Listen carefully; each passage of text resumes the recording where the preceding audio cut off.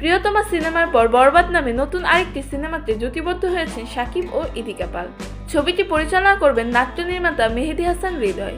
এটি হবে তার প্রথম সিনেমা। এদিকে আগস্টে সিনেমাটির শুটিং শুরু হওয়ার কথা থাকলেও তা পিছিয়েছে।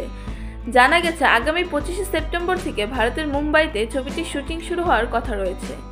তবে এ বিষয়ে এখনও পরিচালক কথা বলতে নারাজ। শোনা যাচ্ছে আগামী 25 সেপ্টেম্বর থেকে টানা 45 দিনের শিডিউল রয়েছে শাকিব খান। ঢাকার সিনেমা হলেও দুই বাংলা থেকেই শিল্পী কলাকুশলীরা থাকছেন এই ছবিতে। গান থাকছে 4টি। এরই মধ্যে বাংলাদেশ থেকে ভারতীয় দূতাবাসে ছবি সংশ্লিষ্ট সবার ভিসার জন্য আবেদন করা হয়েছে। ছবির বাকি শিল্পীদের নাম কিছুদিনের মধ্যেই পরিচালক নিজ থেকেই জানাবেন বলে খবর দিয়েছেন। বরবাদ ছবিটির গল্প ও চিত্রনাট্য পরিচালকের নিজেরই। ছবিতে মিশা সওদাগরও একটি বিশেষ চরিত্রে অভিনয় করবেন। অন্যদিকে 8 সেপ্টেম্বরে মুক্তির কথা ছিল শাকিব খানের আরেকটি সিনেমা দরদ। 6 সেপ্টেম্বরে সিনেমাটি মুক্তির কথা থাকলেও সেটি আবারও পিছিয়েছে।